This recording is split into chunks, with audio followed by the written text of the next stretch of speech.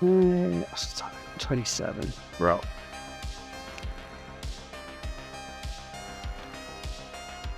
Hi guys, welcome back to the channel. Welcome back to the Retro Wrestling Room.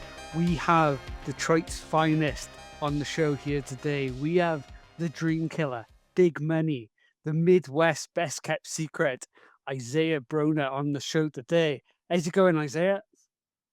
Hey man, thanks for having me on, man. How you doing? No problem at all. No, I'm really excited about this podcast today. I've put some different clips together here for people who may not be aware of your work, but you face some amazing people over the last couple of years now. There's Eddie Kingston there. You face Kenta, Matt Cardona, what called Manders. There's so many people now. How long are you going to be able to keep that moniker of the Midwest best kept secret? I don't think it's gonna be too much longer. I think the secret's out now. So no. Hopefully I gotta come up with something else. But yeah, secret's out now, so I mean, everybody should know by now. oh, 100%. But, yeah, because I mean, the last couple of years, even here in the UK, you're starting to hear different things, so it's definitely on the rise at the moment, 100%. Um, the good thing about the internet these days, one of those good things is that, even people in the UK, we get to see some of your matches now, whether it's through, GCW and Triller, or if it's like little highlights here and there on uh, Twitter or whatever. We get to see all these different things now. So I guess that's one of the good things about social media. Oh yeah. Yeah, 100%. It's not like how I see how stuff used to be, like tape trades and stuff like that. Yeah. Um, it's super beneficial to not just myself but everybody, man. So to be seen all across the world and drop of the hat. So like even before you got into wrestling, like showing your athletic background, you came from the like American football background. You were even offered a contract, I believe, in Winnipeg in the CFL. How close were you to taking that offer? Um, like really close. Just the financial part of what they were offering just didn't line up. It just didn't make sense to me. Um, because what I was doing, I kind of was making more money at the work I was doing before, so it would be kind of a pay cut. So it's 39 plus. I was dealing with a couple injuries. Yeah, I had like a history of concussions, playing football.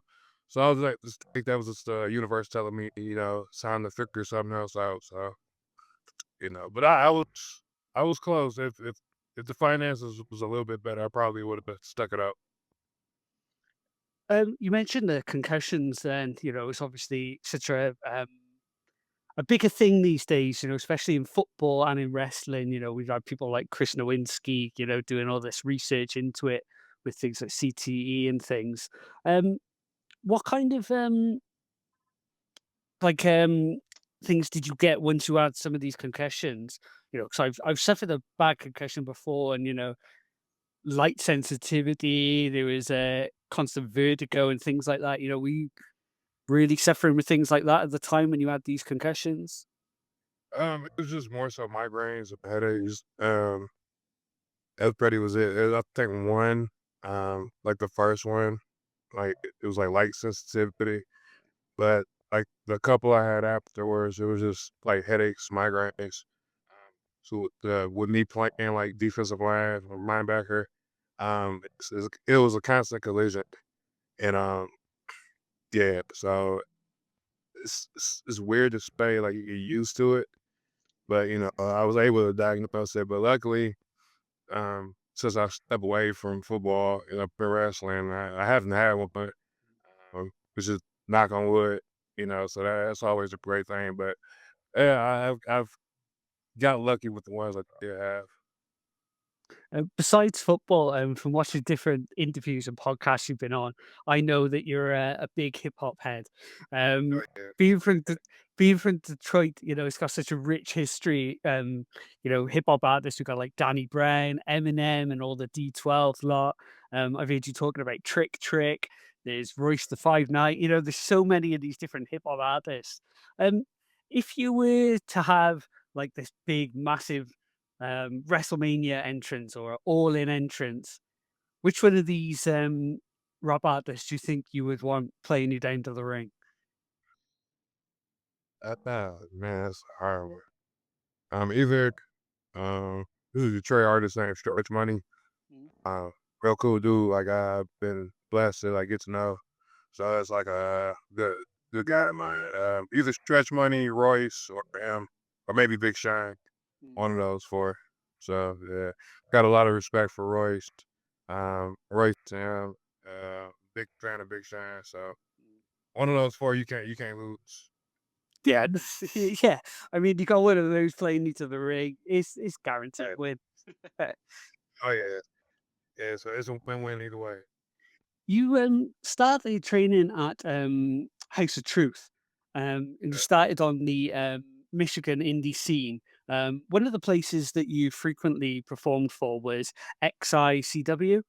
Um, what was it like cutting your teeth there? We got some early clips here from some of your matches there. What was it like kind of starting off there? I know you must have some sort of affinity for it because you've had a relatively recent match there as well. Yeah. Shout out to the XICW, DBA. I think I was like 2 matches into wrestling, and he came to one of the shows, I think it was Pro Wrestling All-Stars, and he, like, basically recruited me. They used to do something called, what was it? Proving Ground. Um, so, like, a vet would choose a rookie.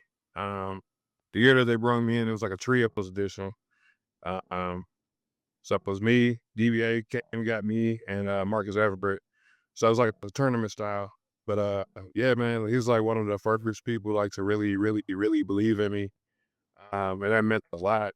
So like I always try to show a lot of gratitude to them because he took a chance on me to give me the reps I needed and to give me the started to get the confidence I needed to go further with this.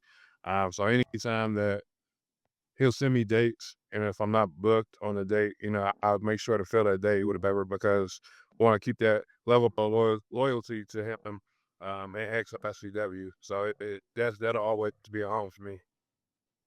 I heard you talk about some of your influences within wrestling, including the likes of Vader, Rick Rude, Kurt Hennig, Umaga. I also see things like Ron Simmons in your work, Stan Hansen with a lariat, all these different things. Um, what is it about like almost that style of wrestler do you think stood out for you the most, when you wanted to become a wrestler?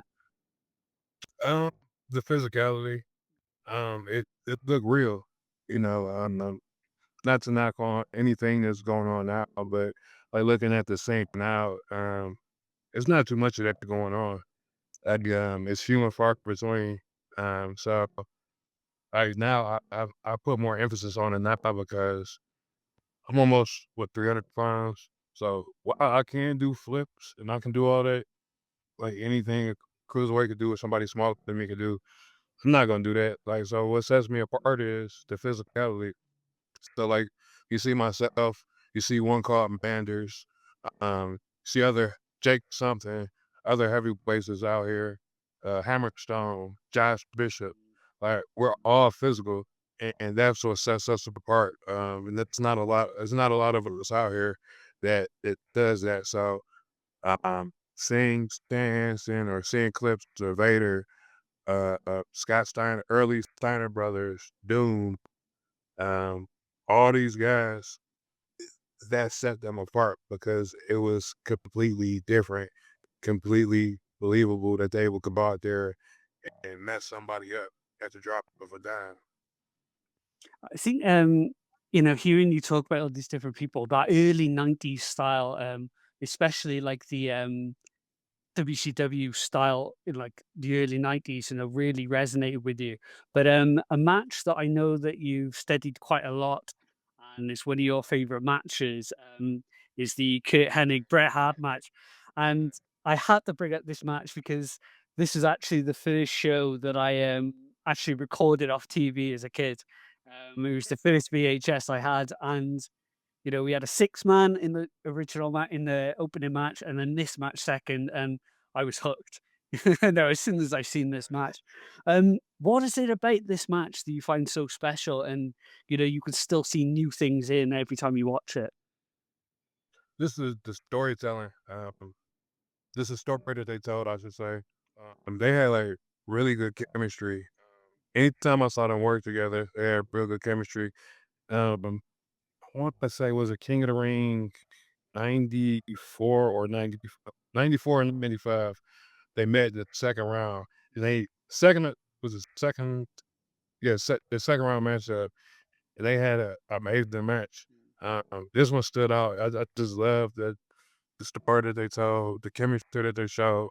This is like Kurt Hennig selling, like just like those those leg kicks, like the way he sold it, the storytelling. Then to find out later that he was wrestling with a broke back, and you couldn't even tell.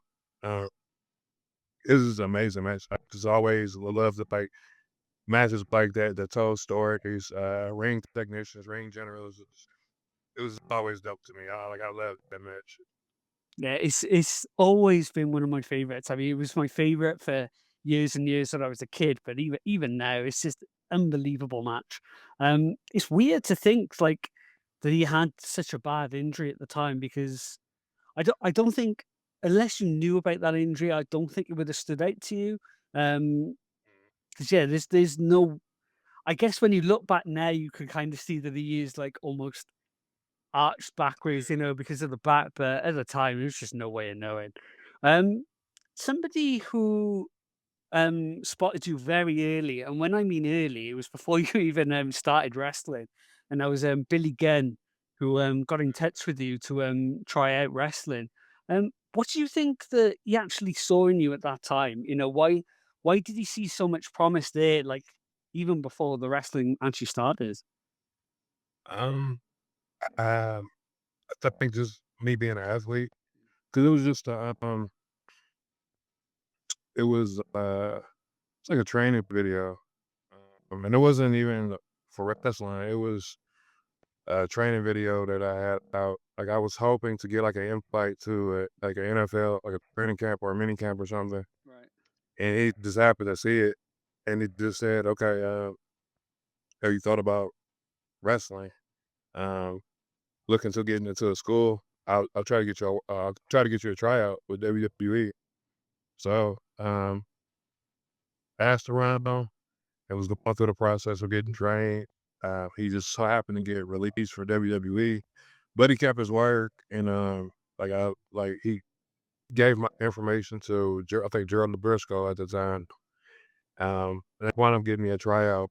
But I think like after like my first match, I got an email for a WWE tryout, and yeah, I'm guessing athleticism. I don't know particular, but I do appreciate him taking the time out to look at me, um, and take the time to respond to me and go back and forth with me to give me that tryout. I mean, as fate would have it, a few years later, then once you're actually training, you got to have matches on AEW Dark and Elevation. A company that Billy Gunn's had a big part in as well. What was it like going there and kind of seeing the backstage things that you may not see at an indie? Because they're like ready for TV and things like that. Just seeing everything from the indies on a bigger level, just seeing how everybody operates, not just in ring talent, the whole deal. The setup crew, ring, cause all that stuff, production crew. So it was definitely a big learning experience. Like I try to absorb as much as possible, see what I can take back with me on the indies to apply, not just for myself, but whatever promotion I'm working with. And it also to like make me more hungry because I want to be there.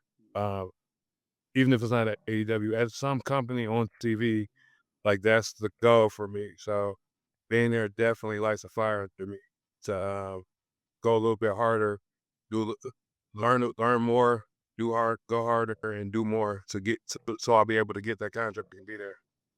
I'm glad you used that term then, set a fire in you, because obviously just watching you, like, as a fan, it feels like from that moment, you can kind of see that as well, just being a fan. I would have said, like, around that time, there seemed to be a fire lit, and, I don't know, just even in the performances, it feels like, "Oh, okay, now I'm gonna step up now and get even better and even better," and, that's what it feels like even from the fan perspective, so it must have felt, you must have noticed it as well inside yourself, because that is somewhere that you wanna be. Oh yeah, like you can never stop learning. Not just in wrestling, just in life. The minute you feel like you know everything, you'll never go further. I don't know everything. So if I can go here and if I can go to AEW and get it whatever they give me, okay, I'm gonna make the best of it, get critiques, get feedback, and apply it going forward. I can just watch it on TV, whatever I can take from there. I feel like I can apply it. I'm gonna apply it. So never, I'm not one of those people. I don't know everything, and I'm always eager to learn. You've had a few setbacks even in your shortest career with, injuries and things like that, but you've always shown, this, like, incredible resilience, and you've managed to come back way quicker than what was, like, originally expected. What do you think, like, what do you attribute that to, do you think? It's like it's like now or never. Like so it's so hard to build momentum, and I'm not gonna lose that momentum. So if I don't absolutely have to have surgery, or if it's not like I'm gonna keep going. Like like when I tore my Achilles, I was back in 2 months. So it it was definitely it was a process, but I would go to PT and I would go to the gym. Like I would go, so I'll be literally training all day. I would do PT. I would go to the gym twice, maybe 3 times a day, and I was just working every day. PT I think three. It was 3 times a week until they started reducing it. But I was in the gym every day, literally every day of the week, at least twice a day. I just didn't want to lose momentum, and I got goals. I just know me sitting down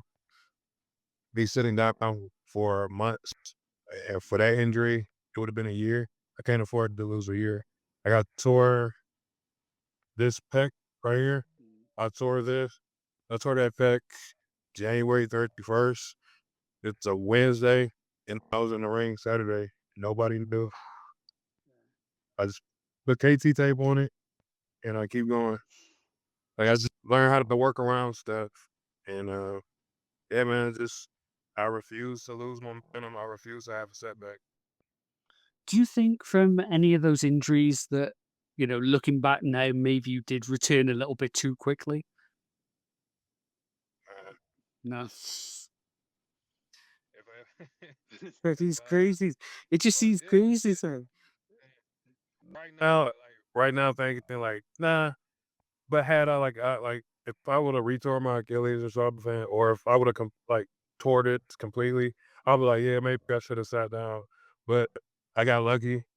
I was able to work around it, and I'm okay. So I'm gonna say no. One of the standout moments for me in your career was the match against Matt Cardona for the AEW title. What are some of your memories from that match, and what kind of feedback did Matt give you after that match? Oh man, um, he gets a lot of flack, man, but he's an incredibly smart dude. He knows the business inside and outside of the ring. He was willing to do whatever was needed to, make the match happen. Like, he was literally one of the first people to reach out to me when I tore my Achilles, uh, a couple months prior. Um, it was a little bit of nerves before, like, in the beginning of the decade because, um, of course, is like this is the biggest match since I tore my Achilles. And I only had been maybe this is probably like the second month back. So I was a little nervous about that. But once we got out to the ring, man, it was just if everything felt right, man. And just hats off to Matt Cardona, man. Like I can message him right now and he'll hit me up immediately with whatever I'm questioning him about. True professional. That was definitely one of the like one of my highlights, man. So like I really, really value that match, that moment right there. I think possibly the biggest thing that Matt Cardona has offered people is to show how successful you can be, especially on the indies and the kind of the marketing side of wrestling. He's proved that you can do really, really big and important stuff, on the indies as well and through marketing and things like that. So I think if any lesson, that people could pick up from him, that's definitely one of them. Yeah, yeah, most definitely because like I'll say he made himself bigger on the indies than he was on when he was contracted. Yeah. And that's just him being relentless. Like he posted something yesterday. I think it was yesterday. It's like they told him he was on a special guest referee match to TNA, and he got special gear made for that. And it's like to me, like little stuff like that, it shows like dedication and what sets him apart from other people. Because other people would have just showed up and just, oh, give me a rep shirt, I'll cut the sleeves off. He had special gear made, and he took that as another opportunity to show himself in a different realm. You know what I'm saying? So he's like incredibly, incredibly smart in marketing. Like, he always talks about on his different podcasts about being toyetic and, things like that. If he gets different gear made, that's another toy that could be sold. That's more merchandise. It's genius in a way. And Oh yeah. the one thing that always stands out for me, from you and Jocelyn as well, is it's almost, how authentic you both are, because like, both of you, live to represent, like, where you've come from, and because of that, I think that's why you both feel so, like, genuine and real, um, much like people say, like, I don't know, a New Jack or Eddie Kingston, I can't see them being anyone else besides themselves, do you know what I mean? Oh Um, yeah. not to say like that they couldn't, if they were given a different character, they could do it. But they just feel like it just wouldn't be the same because they're just themselves. Why do you think like that authenticity and like representing where you came from means so much to you? Because there's not another me out here. And a lot of that gets lost in the business. A lot of people are caught up in trying to be like, oh, I can be like so and so successful, so I'm gonna be like this guy. Or she's successful, I'm gonna be like her. And the difference in that purpose is the top people or the people that thrive the most are literally being themselves. Like I've heard it like millions of times. The best characters are people being themselves, turned up 10. And that's all we do. Like how you see us, that's how we are every day. Um, like literally every day. When we're at home, we're the same way. Like how you see Jocelyn, I get that every day, all day. And it's just no different or whatever. And that's what that resonates. That's what separates from everybody else. Like she's not trying to be anybody but herself. I'm just trying to be myself. And how we were brought up or our experiences in life, we just incorporated. She brings in just her Jamaican. She brings in how she was rose, she was, how she grew up. I just bring in the experience of coming from Detroit, things I've experienced. I'm an athlete. I bring in athlete. I love hip hop. I love sports. I just everything I like, I incorporated it. I love I love sneakers. So I incorporate everything that I like. I bring that in because you never know who else is gonna like. You may not like me as a wrestler, but you might like my sports takes. You might like the shoes I wear. You might like my choice of music, so it's no you might like the fact that I love fitness. I love working out. So, you know what I'm saying? You never know how you'll connect with somebody. Just be yourself. Talking about the shoes that you wear, you even bring that up in your matches Oh sometimes, yeah. Oh yeah. and you're Oh yeah, bumping man. people out in the corner. Yeah. Yeah, man. It's just I trash talk people and stuff like all that, but yeah, like sneakers, like I got stuff all around me, like shoes in the car. I have the Jordans everywhere. I get new shoes, and I try to find creative ways to come.